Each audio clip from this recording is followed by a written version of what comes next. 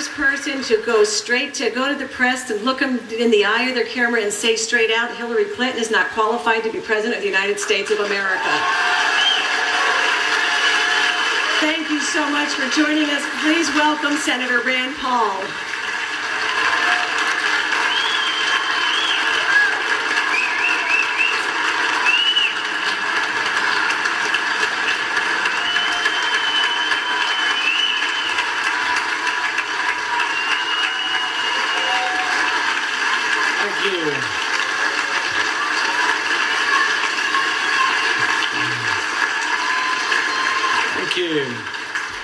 Now you can always tell if there's a sign that it may be an easy crowd. If the prayer is interrupted by applause, you've got a great chance with that crowd. And then if we applaud again about the prayer. But no, it is good to be part of a group that does believe in prayer. Now I want to get one thing straight before I get started here, before I get going, because I can go for a while. I believe that we have to have border control. I believe that there's absolutely no reason we can't have a fence, because we got to keep those people from Massachusetts out of New Hampshire.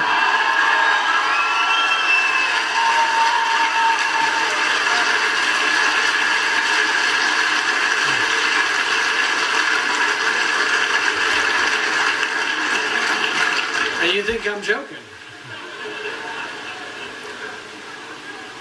So about a month ago, I got in the car to go to work, and I thought on the way in that I wanted to say something about drones. I'd been asking the question for a while, and so I got up and I spoke for 13 hours. And I went to CPAC the next week, and I'm talking, there's a lot of young people. One kid yells out, and he summarizes my speech in 3 words. He says, "Don't drone me, bro." But I did have a point I wanted to make, and it's a point that I think is incredibly important, and it's a point that sometimes we all don't agree on, but I think we should agree on. The question I was asking was, to the President, do you think you have the authority to kill an American on American soil who's not involved in combat? You would think that would be an easy question. His response was, well, I don't intend to. I haven't done it yet, but I might. And it's sort of like him saying he doesn't intend to break the Bill of Rights, or he intends to sort of honor the Second Amendment. Well, you know, the oath of office says, I will defend the Constitution. I will preserve and defend the Constitution. It doesn't say, I might, if it's inconvenient. If it's convenient. If it's not inconvenient. And so we went through this, and we had written letters, we went back and forth, we could get no answer. And finally we got an answer. And people said, well, that's absurd. He would never kill an American. And as I think I said somewhere, my wife said during the 13 hours, ruin their cafe experience. Sometimes you say things you weren't really intending to after 13 hours. But the thing is that we passed the year before legislation that gives your government the ability to indefinitely detain any one of you without a trial, without a lawyer, and actually send one of you to Guantanamo Bay. That sounds absurd also. And the President said he doesn't intend to use the power. It's not about intention to use power. The reason we keep power from our government, while we've always jealously guarded power, and why from the very beginning we wanted to limit the power of the monarch, we were afraid about the gravitation of power. You know, Madison said when someone has power, you need to have a certain degree of distrust. Madison also said if government were comprised of angels, we wouldn't need to have rules. Patrick Henry said the reason we wrote the Constitution was not to restrain you, it was to restrain your government. The First Amendment isn't about restricting your religious freedom, it's about restricting what government can do to your religion, how they get involved in your religion. These are important things. Whether your officials say they will use them or not, they are important. You can imagine a situation where an Arab American in our country is communicating by email with a cousin who lives in Lebanon. Somebody says the cousin's a terrorist, and now you're associated with terrorism. Do you think you'd get at least a lawyer to defend yourself? And when I brought this question up, another Republican on the Senate floor said, well, I said, could you send someone to an American to Guantanamo Bay without a trial, without an accusation? And he said, if they're dangerous. And I said, well, that begs the question, who gets to decide if they're dangerous? Another senator said, well, when they ask for a lawyer, you tell them to shut up. Well, the thing is that when I see in the young soldiers who come back, my wife and I just helped build a house for a young soldier who lost both legs and his arm and one arm. When they come home, I ask them what they're fighting for, and they say the Bill of Rights. That is the freedom. So when we talk about fighting for freedom, we have to define what we're fighting for. It has to be about the Constitution. It has to be about the Bill of Rights. Some may not agree with this, but think about it. We had the Boston bomber recently, and I was at a charity event about a week later, and a Boston policeman was down there, and he was giving a speech. It was one of the best speeches I think I've heard in a long time. He ran to the scene. He helped apply tourniquets. He helped people at the scene. He had the same thought every one of us would have, anger, wanting to punish these people. He still has that. I still have that. It's human. It's normal. But he said what separates us from them is that when we did finally capture him and the guns were gone and removed, we could have used lethal force, and we did. But once it was all removed and he was captured, we sent the suspect to a hospital. He's going to be tried in a court of law. He's going to have an attorney. In their country, he would have been dragged through the streets, if it had been an American, that had been drugged through the streets and beaten to death with a tire iron. We are different than they are. But it's our Bill of Rights. It's our law. It's going through the process that makes us different than them. With regard to, let's see, anybody in here a big fan of Obamacare? I figured that wasn't. You know, here's the thing is that the president just wants to take care of you. He just doesn't think you're able to do it for yourself. And so, does anybody in here feel comforted that the new IRS agent in charge of your medical records will be the same agent who was in charge of targeting the Tea Party? I think really there's going to be such a level of distrust, such a level of feeling that how will they ever cross that barrier again? I think there's going to have to be some kind of independent commission. I don't see any way the president can gain back trust.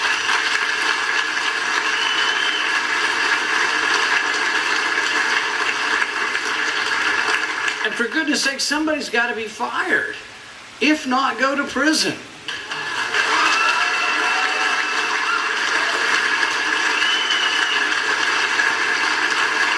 The president doesn't think you're smart enough to take care of you, so he's got Obamacare, and I want to tell you how he's going to take care of you. They used to have 18,000 medical codes. I'm a physician. When you come in to see me, I mark down a code, and that's how it gets billed through these numbers. So it's 18,000. Obama's going to make you healthier. There's going to be 140,000 codes. Included among these codes will be 312 new codes for injuries sustained by animals. Among these codes will be 72 new codes from injuries sustained from birds, including 9 new codes for injuries sustained by the macaw. I've been in practice 20 years. I've never seen a macaw injury, but I am waiting to see that. There will be 2 new codes, and this is to keep you safe and to keep you healthy, 2 new codes for injuries sustained by turtles. And you ask yourself, why would there have to be 2? Because the government needs to know whether you were bitten or struck by a turtle.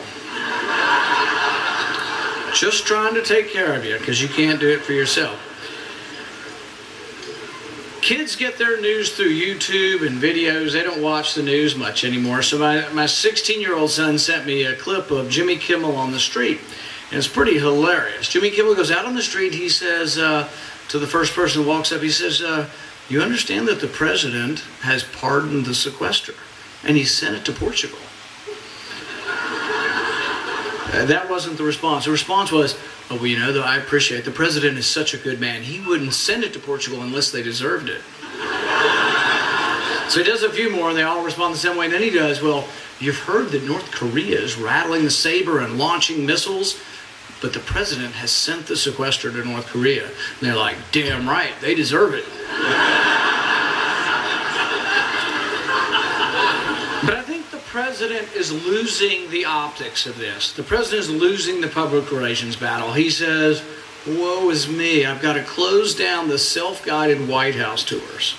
Well, he does that, and the same week he announces that he has found an extra $250 million to send to Egypt, in addition to the $2 billion we already sent. So they've got money lying around, or they're willing to print it up to send it overseas, but they don't have enough money for the self-guided tours at the White House.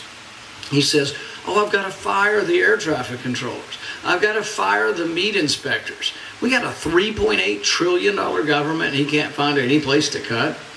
If you've seen the chart of what's going on with spending over the next 10 years, it goes like this. If we have the sequester, it goes like this. We still increase spending over the next 10 years. You can't even see the white space between the lines, and he's saying, oh, we don't have enough money. So I've come up with a few suggestions for him. Here's number one. If you just don't rehire the people who leave through retirement from the federal government, that's $6 billion a year. He waited a year and a half before he even got started. That would have been $9 billion, $10 billion. And he didn't do anything. You can save $10 billion a year by having competitive contracts, meaning that you don't have Davis-Bacon, your schools would cost 20 or 30% less. You do the competitive wage, but you don't have to pay New York City union scale. $9 to $10 billion. There's a lot of smaller items. They run throughout government. For example, last year, you may not realize, you spent $325,000 on a robotic squirrel. Now, you might ask yourself, why would you need a robotic squirrel? Well, it's an important question. These scientists wanted to know whether a rattlesnake would strike a squirrel that was not wagging its tail. But they couldn't get a squirrel to volunteer not to wag its tail. So they built one, and guess what? The rattlesnake will bite the you-know-what out of a squirrel that's not wagging its tail. They spent $500,000 on a menu for Mars. And this is good. If any of you've got a 26-year-old son or daughter living in your basement and you'd like to find them a job, so great job. $5,000 stipend. The study was in Hawaii, all expenses paid. There were some prerequisites. Your youngster had to like food. So they went there, and for a couple of weeks they studied this, and they came up with a menu for Mars, and guess what a bunch of college students came up with? Pizza.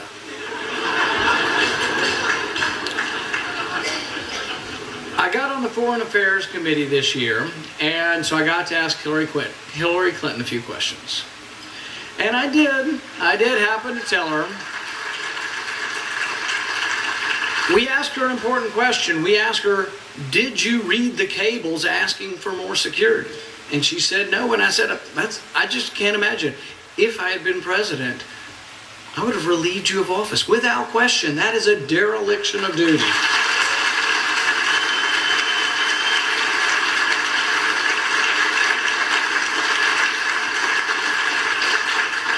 Now they will say, well, they did a review board and the ambassador said, well, those decisions did not rise up to her level.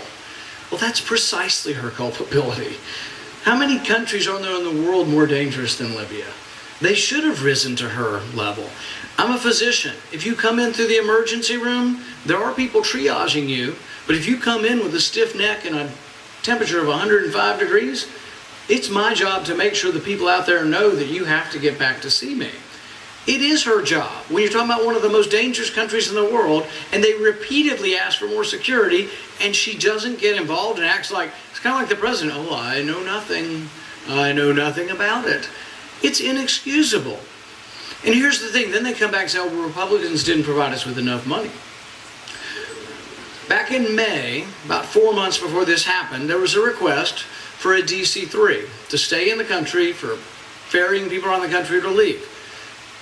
They denied the request. 4 days later, they did approve $100,000 for an electrical charging stations because they were greening up the embassy in Vienna.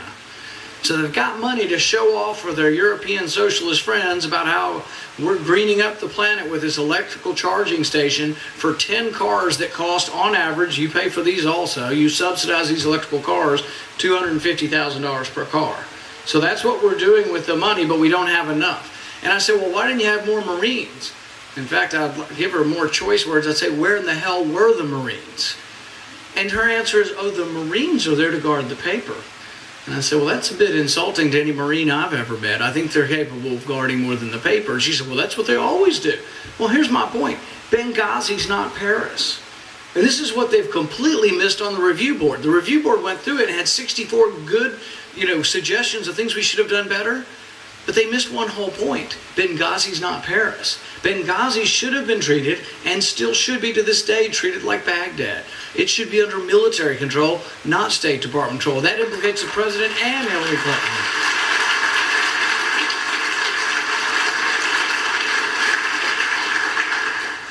When I think of all these scandals, I sort of think of Old MacDonald, had a farm, sort of Old MacDonald's farm of scandals. Here a scandal, there a scandal, everywhere a scandal. So it's hard to know which scandal we want to talk about. But I think they all sort of stem from one problem. That's that the government has accumulated too much power. The president has accumulated too much power, not just this president, but maybe the last 10 presidents, because we've allowed that power to go from Congress to the presidency. We've allowed the presidency to become too strong. Lincoln had an admonishment. He said, nearly any man can stand adversity, but if you want to challenge a man, give him power. I think the president's failing that test of power. Any person who would oversee, and he says he didn't know anything about it, but the word keeps getting out that a lot more people knew about it than they're letting on. Any person who would use the power or abuse the power of government to go after their political opponents, I don't care if you're a Republican or a Democrat or an independent, to take that brute force, that bullying force of government and to use it against your opponents, there is something distinctly and profoundly un-American about that.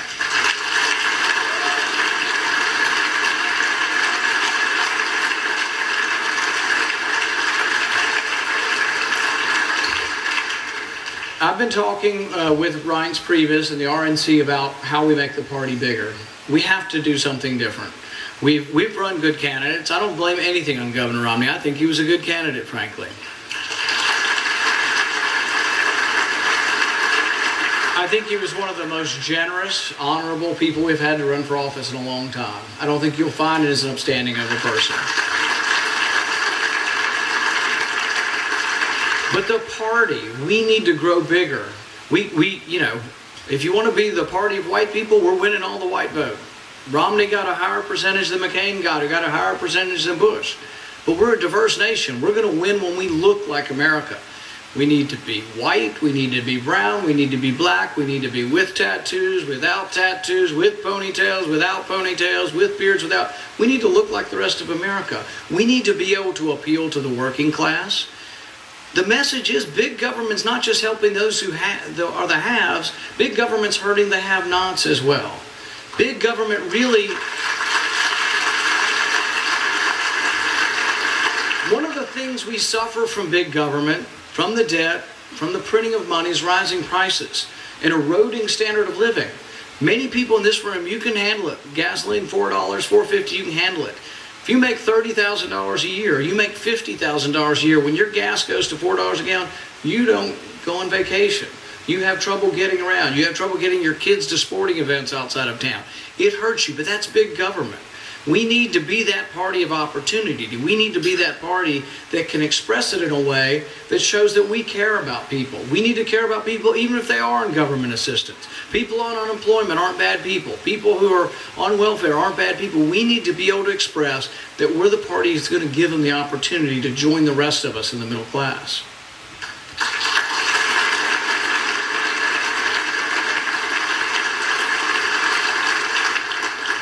There's an American painter by the name of Robert Henry, and he writes that when you paint, you need to paint like a man coming over a hill singing. I love the image of that. We need to be the party that proclaims our message like a man coming over the hill singing. We need to be the party that has passion, that believes in things. We don't have to dilute our message. The Bill of Rights, the Constitution, individual freedom, all of those things, liberty, those are things that young people can come to. They want someone who is genuine in how we present them. We don't have to dilute that message. When I think of it, I think of somehow we have to combine the passion of Patrick Henry, give me liberty or give me death, with the passion of the proclaimers who said, I will walk 500 miles and I will walk 500 more just to fall down at your door. We need to have that ardor, that sort of passion that young people have. We need to combine that with Patrick Henry. When we combine that passion again, when we become the party who is like a man coming over a hill singing, then we'll be a great national party again. Thank you very much.